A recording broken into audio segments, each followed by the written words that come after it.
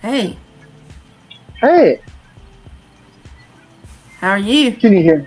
Well, good. How are you doing? All right. Let me show you. This is Dr. Bennett. Oh, well, hi. How are you doing? Hi, John. How nice to meet you. Well, hi. It's good to meet you too. Great. Let's Is keep. well, Okay, is the I'm sound okay echoing. today? Yeah, it's okay. We need to get your face on there first. Oh, okay. Is it not? You see. Yeah, I don't. was echoing. Yeah, can we get your picture of Roxanne and Yeah. John? Your face, Well, please. I will, but we start at 7. Well, wherever we start, but I need to get your face on. No, because people are seeing this live. Yeah, but I want to see your face first. So take off the presentation, and I have to introduce you. This is a You're going to video. introduce me? This is a video chat, Roxanne. It's not a presentation. It's people. It's people. It's not a PowerPoint. It's a people program. So I need to see your face, and I need to see John's face. I know. You To will. start. You To will start. now. No, you will now because it is now 7. Okay. We don't have to start right at 7, but we have to show Well, your face, and there we go. Okay. There we go. hello. We are real people. We are breathing. We are moving. We make mistakes.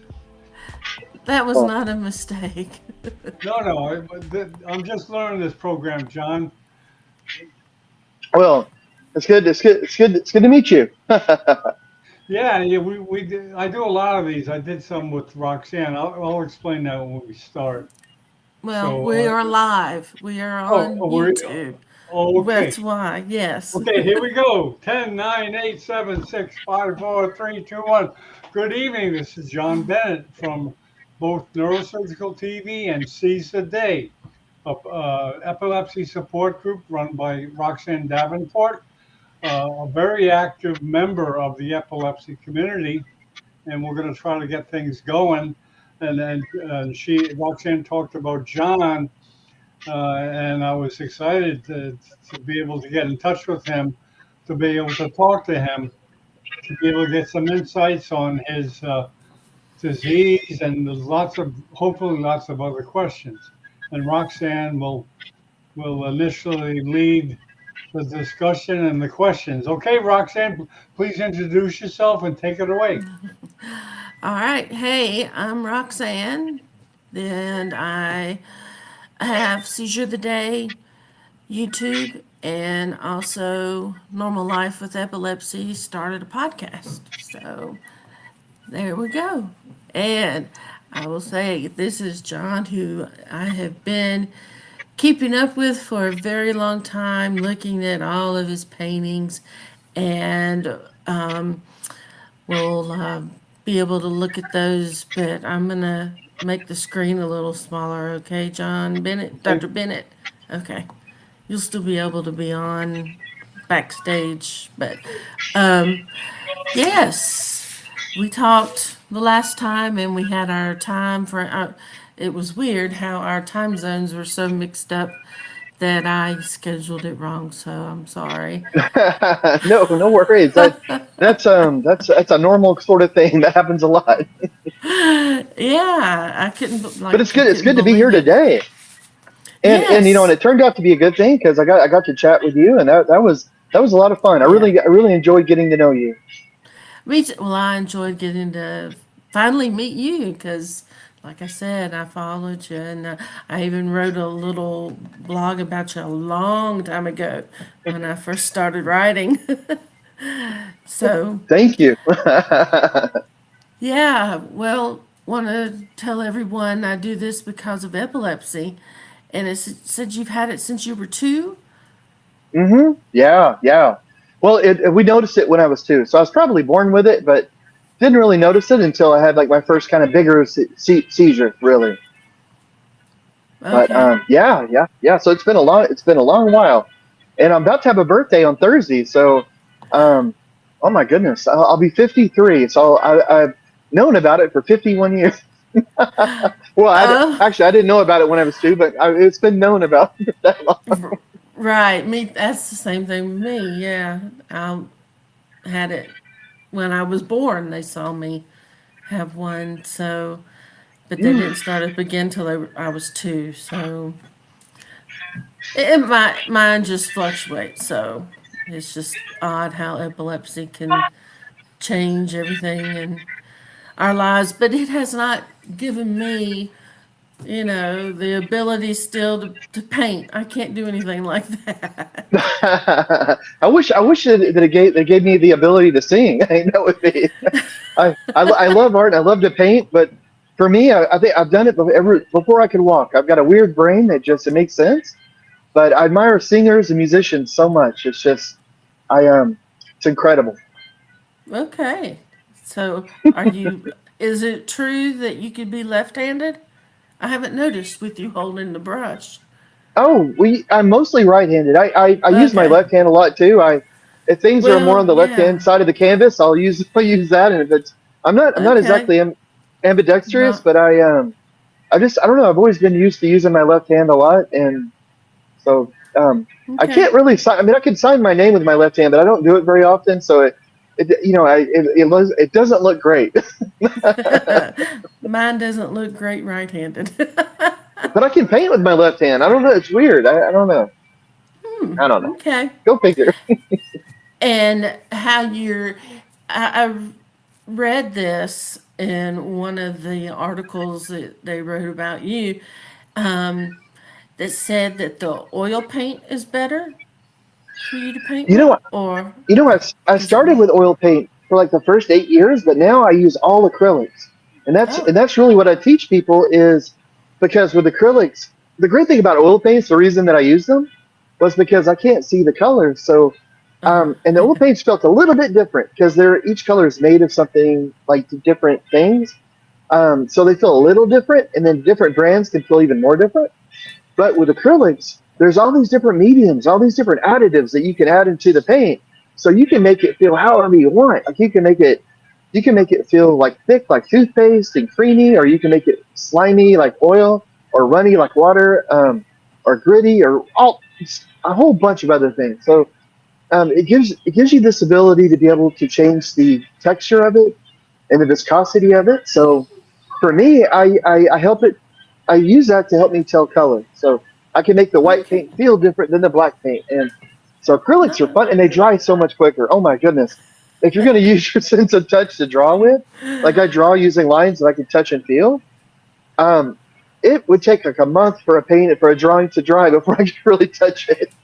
Oh, So yeah. Okay. but with, Makes. but with the, oh my goodness. And the acrylics that I use, I have some that'll dry almost instantly. So that just sped things up. You can imagine, it sped things up so much quicker.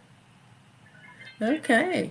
Well, that's information, yeah. And well, and how I've always wondered if it was only that one type of paint that you were able to use. So Mm.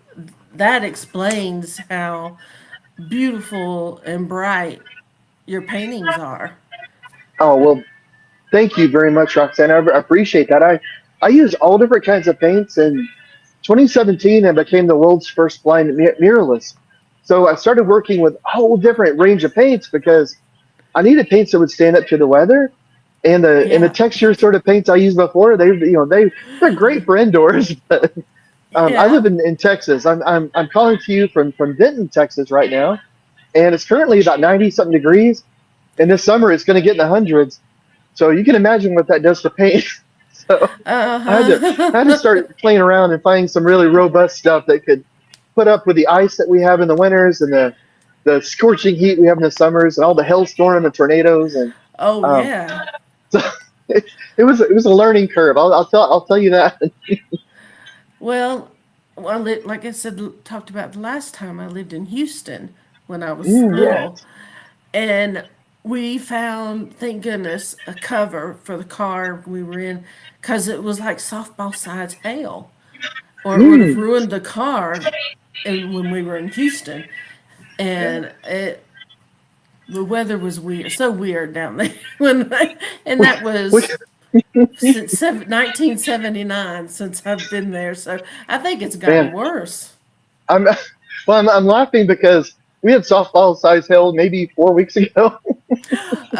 So nothing has changed since you lived here. But it's Okay. weird. It's weird. But people think we're crazy because we'll have tornadoes and we have all this stuff. But honestly, when you live down here, you get used to it. I know that sounds crazy, but it isn't that big a deal. It doesn't like when the systems are coming and you're like, okay, well, I'm gonna go inside now. So so we just keep an eye on the weather during those certain parts of the year. And I would imagine it's kind of like if you live up north and you know that snowstorms are going to come, that you make sure you have everything in place that you need, and you have stuff packed Hmm. in your car if you need it, and so when it hits, you're ready for it. It's not really that big a deal, but that's kind of the way we treat tornadoes. Crazy, I know. We're all nuts Well, down here. we're all in the South, so there we go. You can me in North Carolina, and Dr. Bennett, who was on in Florida, so he's gotten Oh my some goodness, weather yes. too. Oh my Yeah. word, yes. Well, yeah, we can all commiserate with one another. I was in North Carolina just for a moment about 2 weeks ago, I guess. I bet Yeah. just for a tiny bit, and I was just passing through. But I thought, yeah, yeah, I know, I felt a connection with you a little bit as I was going through. I don't remember what the weather was like then. It might have been hotter by a day. Man, it pours down rain sometimes here for like 10 minutes, and then it'll stop and get real humid. You can see the steam go off the ground. But you That's nice, isn't it? gosh, but you definitely, you're doing more outdoor paintings along all these buildings now. Yeah, that's I'll tell you, doing murals is work. I do a lot of mostly what I do are commissions, so they're on canvas and they're inside an air conditioned room somewhere. Yeah. But the wonderful thing though about doing these murals is that you're making a statement and it's where people actually live. So whenever you do like a commission painting on canvas, it goes into a business and maybe people in that business see it, or it goes in someone's home. So there's sort of a select group of people that see it. But like I just finished one for the city of Garland. They hired me to come in for their downtown main area to do a giant mural there. And the wonderful thing is that you're telling a story, and it's a lot of disability awareness. It's a lot of it's a lot of joy. It's a lot of optimism and bright colors. But you're able to make a statement where people are actually going to live their lives and be around and have fun and be with their families. And so I love doing these murals because you get to tell a bigger story, and I get to talk about epilepsy, and I get to talk about visual impairment, and do it in a way where It's not like what woe is us. Oh my gosh, it's so terrible to have it. But instead, looking at it like it doesn't have to control your life, and you can do things, and your life can be bright and full of color, and we're just like everyone else, and it's just Yeah. so so you can control the narrative a little bit. Yeah. Or better, since how artistic and amazing everything that you paint is. Oh well, And thank you for that. You're you're very kind. I appreciate it. My painting keeps me from going completely insane. So well, I can understand that because I don't drive, so I'm stuck inside or outside. I have a neighborhood, so yeah, yeah, yeah. yeah. My driver's back here. She prefers if I call her my wife, but she's my driver. She's Well, back here somewhere. well, my chauffeur's laying on the couch in the other room. My daughter. Nice. I offered to buy my wife like a little driver's cap and a little vest, but she wasn't having it. She didn't want to do it. But no, she didn't want to dress like a chauffeur. But Well, and I also saw how many people have interviewed you, and one of them, Katie Couric, and how the Today Show. I mean, you in all the countries you have been because of your painting. And I told you the last time they mentioned you at the Louvre. mm, Uh, did you? I didn't think to look up that man's name, but he talked oh about you and thanked you for being able to paint like this. And now the Louvre has a special section for blind people to go through and touch the paintings and all the wow, artwork. that's well that is really touching, and I mean it's such an honor. Um I mean I appreciate that so much. I've been really fortunate, and but I want to make real clear to everyone that whenever I started painting, I really thought I was out of my mind. I thought my life was over. I thought everything was just over, and because of the epilepsy and because of the vision Yeah. loss. But it was the people that were in my life that believed in me when I didn't believe in myself, and just the nature of art, art is all about what you can do, and what you can't do doesn't even matter. Like you want to make a line, you want to make a certain thing, you figure out a way to do it, and so it's all about this building and creativity. And if it wasn't for the people in my life, and if it wasn't for this wonderful accident that I'm obsessed with art, everything would have been completely different. And I don't know, I just want to make sure that, especially all my friends that have epilepsy, everyone that that's struggling with something or has a challenge like that, to know that I mean, now 20 something years later, it looks like I had it all figured out. You're like, oh gosh, but oh my goodness, I still every day I wake up and you're like, oh, what am I gonna do now? Are we gonna do this? Are we gonna handle that? And back then it was other people that stepped in and gave me help, gave me support and encouragement whenever I really needed it. And that's just it's just I can't say that enough. But and people told me then, they said you can be whatever you want to be and you can do whatever you want to do. And I thought they were so nice to lie to me, just because I thought they were just trying to make me feel better. But I just want to encourage everybody in your audience, you can be whatever you want to be, and you can do what you want to do, and that's Yeah. just not hollow statements. You can work towards it. And it's going to be a lot of failure, it's going to be a lot of falling down, it's going to be a lot more failure than success. But oh my goodness, even the failures are sweeter when you're moving towards something that where a place where you want to be. That's true. That definitely, yes. Um, uh, John has a few questions. If I'm gonna get him to come back in, Oh and please. then I want you. I'm gonna show some of your paintings and tell you what they are, and Oh you can cool. describe them because I have them on a little. I have them in number of how I want to present them, and so Well, we'll let. Here's Roxanne, John. I thought you were punishing me, putting me outside the room and making me wait. You Because gotta I stand out thought, in the hall. yeah, I was frustrated. Yeah. It's so interesting. I wanted to ask some questions, but yeah, you certainly can ask more questions after. Yeah, I wanted to ask a couple of things, John. Maybe change a little pace to make it more of a medical thing to start with. Yes, Can sir. you, okay, 2 years, that's when your seizures came on. And Was it a febrile seizure, or what kind of seizure was it? Did they tell you? You know, and I'm the horror. This is going to sound terrible. I'm the worst person to interview for this. I'll try to answer. I was so young when it all started, Okay. and my parents dealt with a lot of that, and I it made me sick so much that I almost had a mental block with it. Like I didn't want to have to deal with it. You know that it made me feel bad so much that I would just try to avoid it and not think about it a lot. I know that whenever I started having the bigger seizures later, they were cascading. It was a cascading temporal lobe seizure. And honestly, a lot of what I was told back then too, I was having so many seizures that I don't really remember that well. My memory is that well of it. My mom would be an amazing person to interview for this because bless her heart, she actually dealt with the nitty gritty of it all. Okay. When you had that one seizure. Was it isolated, or did you have a bunch of them when you were 2 years old? Um, from You what I might, well, remember, you probably don't remember, but I mean, I don't you can, well I was told I had one big one and then I think I had some more, but okay. they were a lot smaller. And then I started having some bigger ones. I also had kidney problems. I had the kidney removed by the time I was 7, and I think around that I started having a lot more seizures. And Okay. and then as I got older, it seems like the seizures actually went away for quite a bit. Where I might have little ones, and I would have migraines a lot.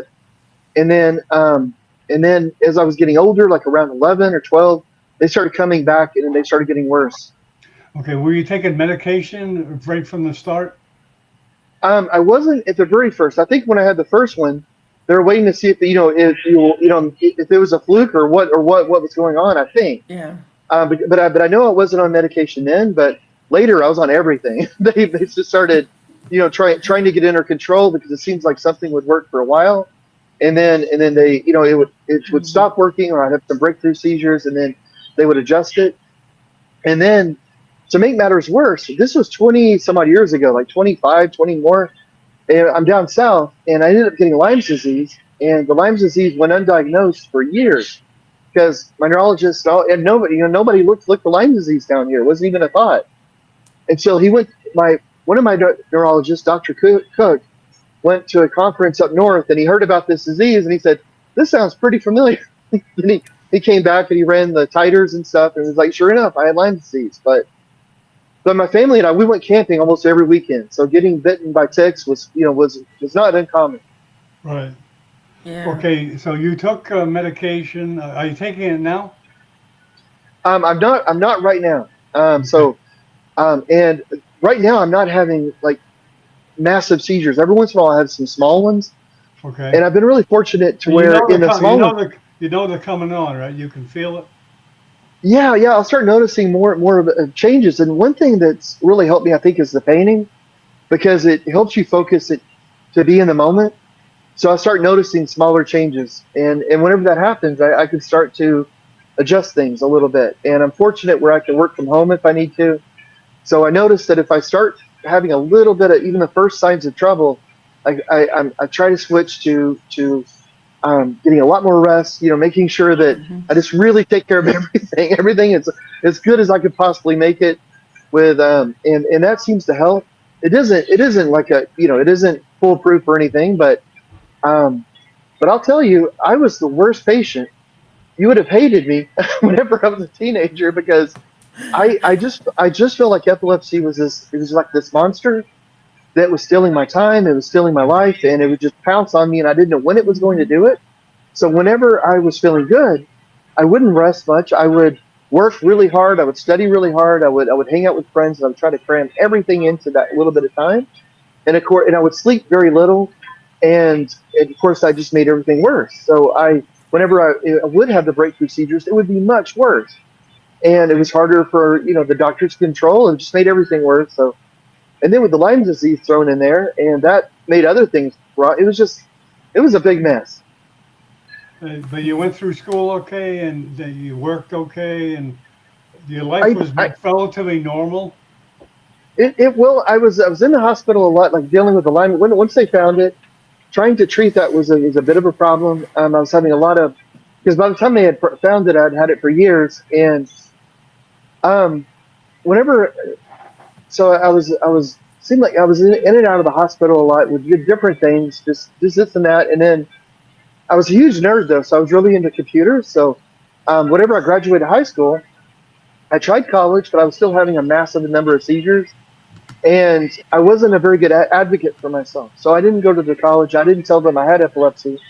I didn't Right. go to the Office of Disability. So I would make really good grades. I'd make straight A's, and then I'd have seizures, and I would be out of school for a week or 2 weeks because it was just crazy seizures. Then I would come back, and I wouldn't tell anybody what had happened. Just the worst student you can imagine. And then, so I started thinking, well, college just isn't for me. So I left college and just worked in the computer field for a little while. And so finally, I thought, if I don't go back to college, I never will. So I did, and the first stop that I made was the Office of Disability. And I went in there and I told them I had epilepsy, and they were like, "Oh, a lot of us have epilepsy. Welcome, come on in." And it was the most welcoming. It was the best thing that could have happened. Yeah. The impression I get from just I haven't looked a lot at epilepsy.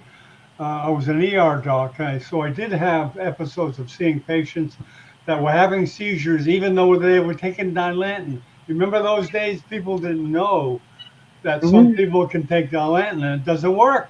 Genetically, they can determine if someone's going to be affected by Dilantin by the genetic profile. You probably heard that, Wow. Roxanne. You heard that, right? Mm-hmm. Something like that. A, And a any, lot. Yeah, it's become genetic now. yeah, Checking. I'm looking forward to getting involved with a field like epilepsy, which can be very effectively treated by education. And this platform of we're using now is a tremendous way for epileptics to get together like you guys are now and tell stories about, because everybody seems to have their own different history. Mm-hmm. It's not just all the same. And it's also good for patients to interact with other patients just to be there. Let me show you why education is so important. I'm going to share the screen now. Let me see if I can get it. This, okay, hold on. Let me. I'm a little out of practice here. There you go. There you go. What you want? Okay, can you see this? I'm not used. Me? Yeah. Okay, okay, you can see it. Okay, no, that's the wrong one. Let me. Epilepsy, a TV. Yeah, yeah. Let me. He's gonna work with the Okay, Hispanics here now we. too. Yeah, So which is yeah. good. Essentially, and I'm sure John will understand that. Okay, now. Okay, now look at this, John. I'm gonna have a It channel of. I'm gonna. Can you see it? Okay, can you see that? pull it back up, and I have to Okay, push let me see. Make sure. show. I'm not used to using this platform. But Okay. it's Okay. interesting how Can you mine and can you see this, Roxanne? Can you see this, Roxanne? yeah, I saw it Okay. before. Okay, epilepsy. Okay, I'm starting a channel, John, for Spanish-speaking epileptics, Epilepsy TV, because Jeez. I saw this article. It says that more than 50% of people in Latin America don't even receive treatment. And that is really, really bad. We really have to improve. Uh, but in a way, it's good news because I think we'll be able to do a lot as far as education because people ignore the Latin people. Typically, they just do English, but we want to get it for epileptics that speak Spanish and have it at webinars like this and organize it like this. And we're going to not be part of any other epileptic group. We want to give people the option to watch our webcasts. Like, for example, this webcast I would publicize to all the epileptic groups that, hey, we have a webcast with John, et cetera, et cetera, et cetera, so that they can add to their groups. because there's a lot of local groups. You probably belong to some already. And Roxanne's thinking about powering her group up. And I just ran across a website of epileptics for Spanish people, Roxanne. I'll show you. Good, So good. yeah, it's good to see that. So the good news is education. What we gotta do, or I gotta do, is get that channel going and try to get people to go to clinics, go to doctors, because there are lots of programs that I don't know if you have a money problem, but a lot of programs that give free medication in countries like Mexico. They'll if they know you're an epileptic and you go to a clinic, they'll give you free medication, Wow. which that keeps a lot of patients from getting medicine, and they just have to live with it. But Yeah. we have to show them. Roxanne and I have to show them that hey, there's places to go where you can hook up. I'm sure there's a protocol, Roxanne, right? That you And either people to take, talk to. yeah, people to talk to. But as far as a newcomer, you would direct them to certain sources of information, correct? Oh yeah. I'm getting another website too. It's Epilepsy Facts. So Oh, okay. hopefully, Yeah, go yeah. ahead. You can share that. Well, I don't have it completely where it's readable yet, but Yeah. did y'all know that Texas is one of the states out of, I mean, probably only 12 that have uh, teachers where they have to learn seizure first aid now. Okay. So Really? yeah, Well, it got approved in Texas, and it's taken North Carolina forever to pass. well, we can speed it along. We can speed it along and get epileptics educated, plug them into programs, plug them into Yeah, free medication, can have continued discussion. Apart from the group typically has a meeting like what, once a week, once a month, or whatever. But we can have a channel for medical, have doctors speak about epilepsy because it's getting to be a popular topic in medicine because of implants. As you know, they're getting more invasive with the brain, and they're working in areas that cause epilepsy. So there's going to be new developments. finally. Yeah, there's going to be new developments now with the way AI is going. It's going crazy. It's really helping us explore information and data. So, But uh, I was going to mention or ask you, John, does your seizure dog help you too when you have that feeling or give you any warning? Aura, Well, yeah, before you're, or, that way you start getting that feeling bad to slow down. Don't you have a Me, seizure me, first aid dog? me, Yeah. me, John? Oh no, yeah. I Yeah. have a seeing, I have a seeing eye dog. Oh, that's your seeing eye dog. Oh, well, Yeah, duh. You yeah. have. Okay, that. But no, but it's funny. But my old seeing eye dog, I have a new one now, and it's like I've only had him for about 4 months. He's like almost 2.5 now. They're born at the guide dog school and they're trained there for 2 years. Uh-huh. So I've only had him for about 4 months. But my old guide dog, she wouldn't do an alert, but she definitely, if I had a problem, she would come over and be there and wouldn't leave, and so that was nice. Yeah. But she never did an alert though, and but which is okay, especially with the way that the epilepsy is for me now. That isn't so much. I don't have to worry too much about the big seizures. I might have one a year, maybe, and so I don't know, but having the dog that's there and you wake up, you reorient quicker, or if you're just a little fuzzy, a little, everything's a little Yeah. wishy washy, just having having Yeah. having something there kind Can of the dog, really help. can the dog feel that you have a seizure coming on? Can he feel it? No, no. No. Yeah.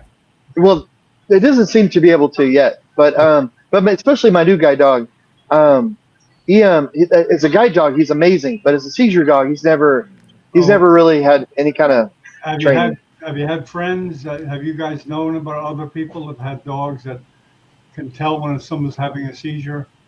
Mine. Yeah, yeah, and I've had a dog way in the past, like maybe 20 years ago, that that will give me a bit of an alert. And they weren't really trained for it. They just sort of picked up on it, Yeah. It's like and that was tsunami, amazing. like the tsunami. Animals pick Yeah. up on the tsunamis before it even hit. What kind of Hmm. dog was yours? What is it? It was a long haired Chihuahua, Oh, but she It yeah, wasn't but she a was guard dog. no. It's and it's funny as the Chihuahua went, she was really laid back. Like if somebody knocked on the door, she would bark one time. She wasn't like one of those yippy dogs that Oh. yip yip yip. She would bark once and like, well, if you heard me, you heard me. But there's somebody at the door, I did like my bark job. and I did my yeah, job. she was just really laid back. But she would let you know. Like she would come over and jump on your lap and just stare at you. Kind of Okay. changing line of questioning, but as far as creativity, do you feel that it affects your creativity at all? Your mental status, your feeling of creativity? You How know, you, go ahead. yes, sir. Yeah, that's an excellent question. It does. I have a lot of temporal lobe and frontal lobe seizures, and I've noticed that whenever I have a lot of them, afterwards I'll have a very creative um, time. Like I just come up with lots and lots of ideas for paintings, and I don't like having the seizures, but over the years I've noticed that afterwards that's when I get a lot of inspiration sometimes too. So I still don't enjoy having the problem, I guess there's a silver lining to everything. And but also though I've done some paintings where it's after the seizure, like I was post-ictal, and I think I'm thinking normally. Like I think everything is normal, and I'll try to do a realistic painting, but the painting that I draw that I paint, it's all crazy looking. Good. But in my mind, it looks exactly the way it should look. And then later I go back and feel it and I think, oh my gosh, like it's just this crazy morph thing. And it's just, which is weird. I don't understand. I don't know exactly what's going on, but I always found it interesting. So you can Well, pretty well judge your mood just by looking at your painting of I guess how so. you felt that day. That's true. well, That's true.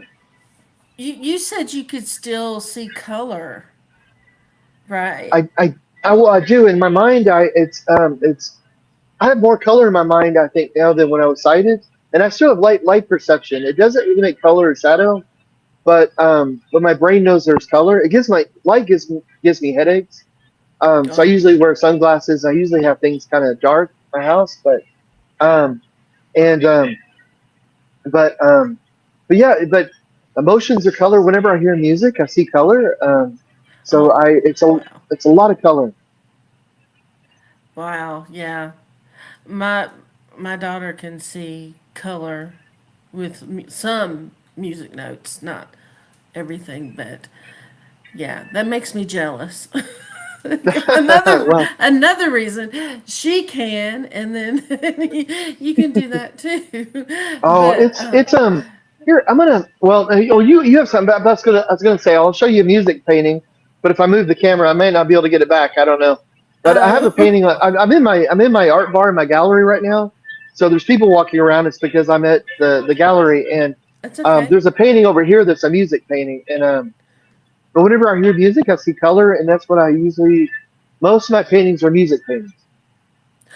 Well, I love, yeah. I'm gonna go ahead and pull up on the. Do we have time? It's 7:30, but I'm gonna pull just you up and the painting, and that way, well, and this one you have showing just I guess one of the early ones. You look really young. I've aged, I've aged a lot. I've only been painting 2 years. Look what it's done to me. Maybe it's the beard. Yeah. Oh, No, no, I've been painting for 25 years. Gosh, 20. Gosh, I don't even know. I don't even want to do the math. John would come back. But and then another one. Well, the like you said, the music one, the one with the cello, that how the color around the person playing, they're sitting down, and The cello that's what the cello, right? And I don't. Um, It's do what? It's amazing. Another music one, and then you explained all the color, like it would look. I don't like maybe you would just have one. Um, I don't oh, know. you You know, see all the how yeah, the paint splattered on it. it's, oh my goodness, yeah. So with music, I use it to be able to express feelings, and I use it a lot for commission paintings too because it gives a nice way to be able to communicate. You know, all art is communication, sharing ideas, and painting you're using line and form and shape to be able to do that. In music, it's sound, but you can, and it's incredible that you can transmit emotion through sound. You know, you can Uh huh. you can transmit emotion through color. You know, you can make people cry when they look at a painting, or feel happy when they hear a song. And it's just the human brain is just incredible how it can do that. And so a lot of times I use music in conjunction with my art. So if a woman wants a, let's say if a wife, she wants a commission of her husband when they first met, and you know how they both felt, then it's hard to put in words sometimes. You know, how do you encapsulate those feelings? But it's easier to say, oh, I heard this song and it makes me feel the exact same way. So she can say, oh, you know, I love this artist, I love this song, use this. So I'll listen to the music and I'll see the color, and then I'll use that color for the painting. So it gives a way to be able, it gives us another vocabulary to be able to work on the artwork. Well, I have a picture up here now where you're using both hands Oh, on painting an eye with all the different color inside the eyeball. yeah, I'm And obsessed with eyes. Eyes and eyesight, I guess. Yeah, I use well, both hands to paint. I teach art workshops, and I've taught tens of thousands of people. I've taught most people are sighted. I teach them in art museums and schools, but the main thing, if you're a sighted artist, there's very few differences between a sighted artist and a non-visual artist. One of them is if you're sighted, if you draw and paint, you're probably used to using one hand to draw with. If you're non-visual, you use both your hands. You use your hands to be able to do the work that your eyes would do, whether you're getting around a room or whether you're navigating around a canvas. So you can use one hand to feel the lines that you put down. So I'll draw lines that you can touch and feel. So it's the same way. So you feel a raised line or a line that's tactically different. And it's the same way. I'm feeling it. I'm sitting at a table. I can feel the edges of the table. I know exactly where the edge is. Same way on a canvas, I can draw a line. I can feel where the line is. Um, so I mean, it's just so, and then you can use your other hand to actually put the paint down. So you use both hands whenever you're creating art. Um, but one thing that a visual painting artist will use too, of course, they use their eyes to be able to know where they've been and where they are. But if you're non-visual, you use your sense of touch for that. I can feel all around where I've been. I make a mental map. We have all these amazing techniques to be able to spatially orient yourself. So I'm just using those when I paint, and it sounds hard, but I've taught lots and lots and lots of visually impaired people how to paint, and I blindfolded tons of sighted people, and in 5 minutes they're like drawing cartoons. It's not oh, as hard as really? it seems. Oh my goodness, yes. Oh, I couldn't imagine Pardon me, what pardon me. mine would Sorry, I've got be. allergies. I'm in Texas. The allergies are going crazy. I apologize if I cough. Oh no, I'm that's fine. I'm sipping a Coke to try to get the allergens away. I I'm still understand. coughing. But Pardon me, now pardon me. I'm showing Jeff Bridges. Mm, I he can't was super believe. nice. Yeah, and the painting, he's holding the painting, and then you're with him in the picture. That someone you got to meet, an actor, and wanted to, get to paint him. Yeah, I've been really fortunate. I've painted for movies and for lots and lots of musicians, and I do because I do music paintings. I painted for lots of good musicians that are known, but for Mr. Bridges, there's a little documentaries made about my art that was shown, and he was like, "Oh, I want to meet that guy," um, Okay. and and I was like, "Oh yeah, heck yeah, let's do that." But he's a musician now, so I started. and that's I think the main reason he wanted to meet me. So I started doing artwork for some of his music for his CDs and stuff. But he's an amazing actor, but he's an incredible musician too, which I'm really jealous Oh. because I can draw, but I can't. It's the only thing I can do. I can't sing, I can't dance, I can't act. But But I'm into really noticing the paintings you do with the glasses and having something separate inside the glasses. And I love the Ray Charles painting oh, thank you very much. I because, always wear glasses. I have a thing. Either I paint eyes or I always obscure the eyes. I don't know. It's a mental block in my head, I think. And but I love that you can put a reflection in the glasses, sort of show an interior monologue of what's going on. uh, So well, that's I fun. play the piano, and that's why you're showing the Hmm. piano keys in his hands, and that's I guess that's why that one's my favorite. But how you were able to do that is amazing too, and Oh, thank you. That was almost every painting I do. Like I paint so that it helps me stay sane. I mean, I paint every day, and I paint the same reason I paint now is the same reason I painted when it started. Oh, It makes my days go better. Pardon me. And I usually try different things every time I paint. So there's usually having a reflection shown in the glasses was definitely something that I wanted to work on. that's I well, love those. John, I have a question. Can you hear me? Can you hear me okay? Yes, I sure Okay, can. John, maybe I missed this, but yeah, and yeah, I heard you mention tactile. When you have a big mural painting like that, those different colors, you can tell by the feel of the color from feeling it with your fingers. You feel a difference of the color or no? No, well, it would only one color I can, and that's the black. And so whenever I do a mural, I always do it on canvas first. So I have to plan it out.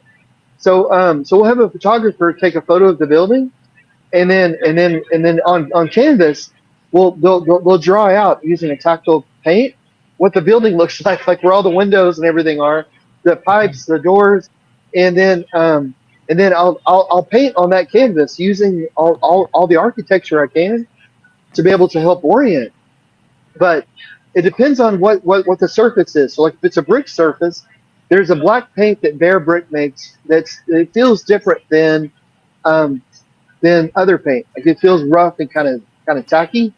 So I'll prime the wall so it's very very smooth, and then I can draw with this black paint. And the black paint just feels very different than the white paint. So with a mural like that, I have to make sure that the composition that I come up with is a very heavy illustrative one. That way when I go there and I make the drawing, I can orient to the wall and I just break it down. So it may be like a four-story mural. I painted a 737 for Delta. It doesn't matter how big something is.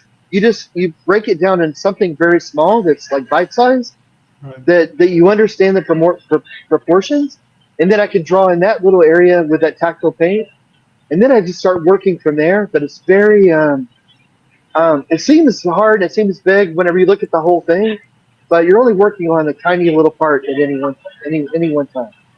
And then with the color, because I can't use the tactile sort of way of keeping my color. In my studio, I braille all my paints, so all my paints are brailled out, so I know what they are. But then I can make them feel different. I'm sorry, they're what out? They're browned out? Braille. Oh, braille, using braille. Oh, okay. So Okay. so I'll make a braille label for each of my paints. But then in my studio, I can make each color feel different. But on a mural, or if I'm working with resin or if I'm working with watercolor, I have to use a different system.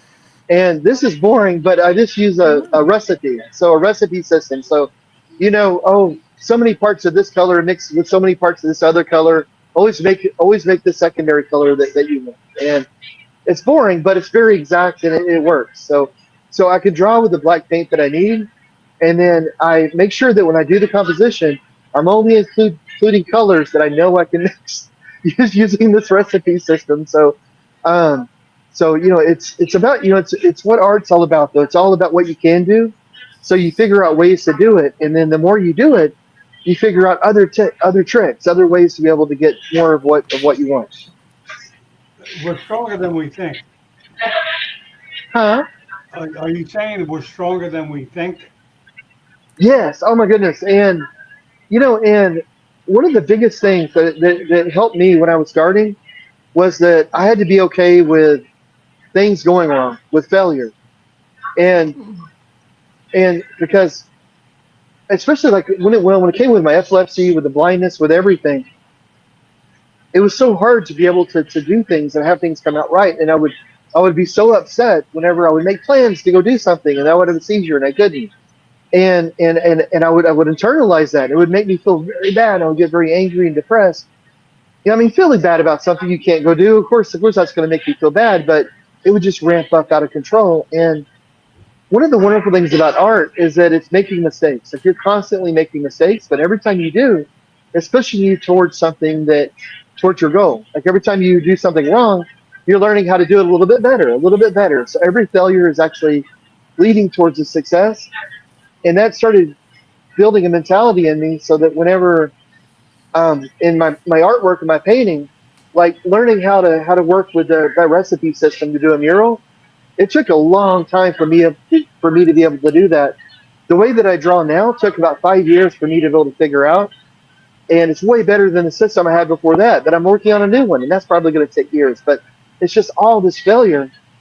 But it doesn't matter because every time I make a mistake, I get a little closer to where I want to be.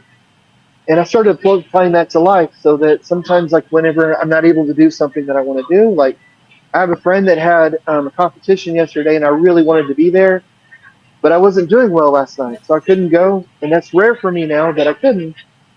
But so I didn't beat myself up about it. It was like, oh, take care of yourself and then it'll be better.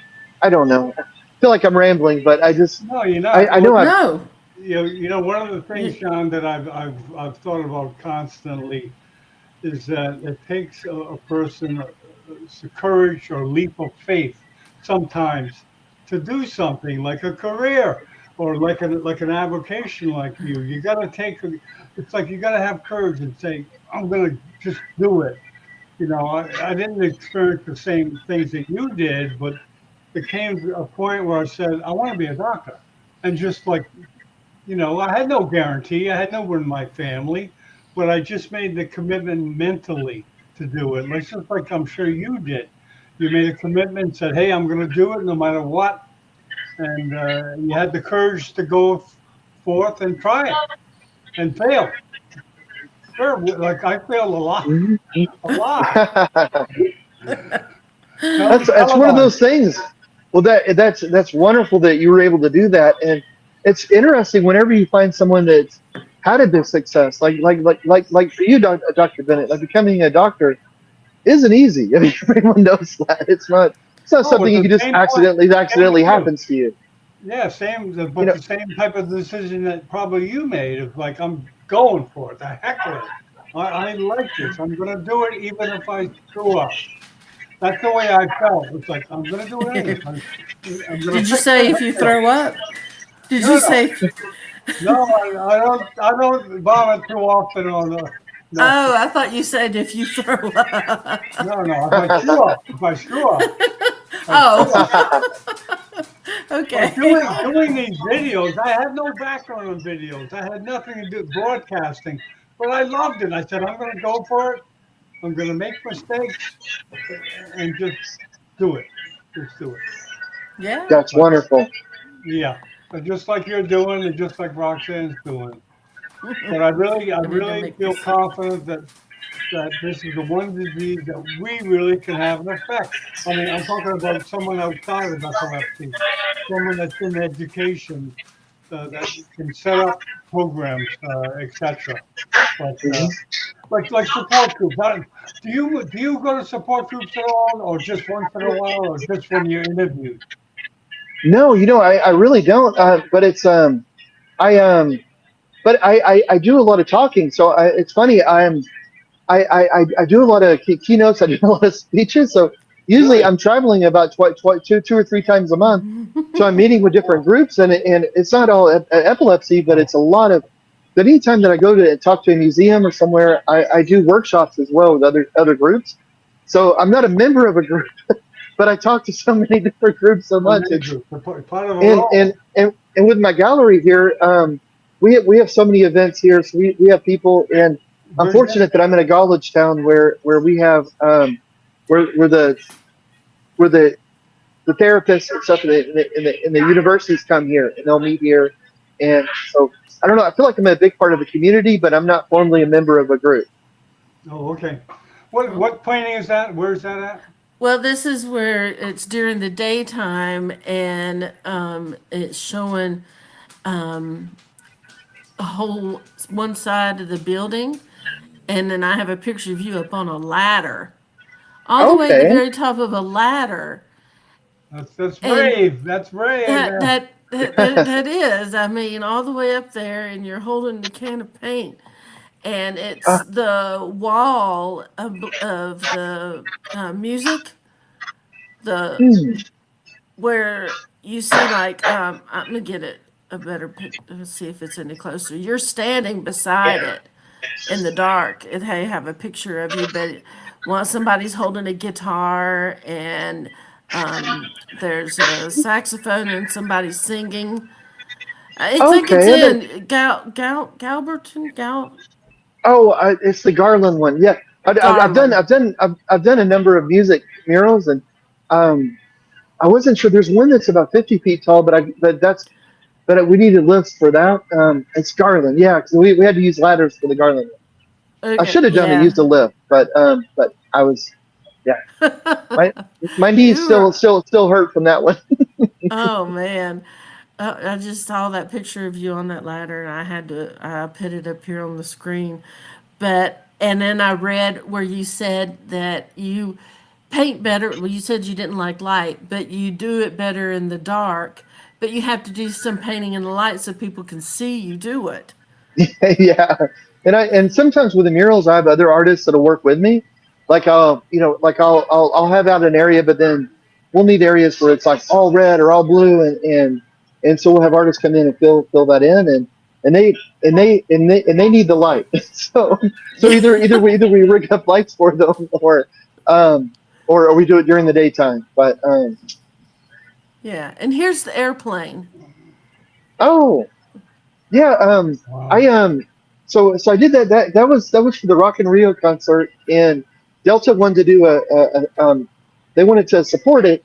It's the biggest concert on earth. They have 1 million people that attend the Wow. concert, and then after that, the State Department made me a cultural ambassador to Brazil. So we Wow. went That's there great. to talk about art, and that was a brilliant thing. And Dr. Bennett, it made me think because you were talking about how education makes such a difference in Latin America, and that was a big thing that I noticed, and that was the reason I went down there for that was we're working with people with disabilities, and there isn't a whole lot of money in Brazil. There isn't a whole lot of money in a lot of the countries down there, but just knowledge, just knowing a few little things can make a huge difference. Like even with blindness, taking a vitamin every day can make it where a huge number of people won't ever lose their eyesight.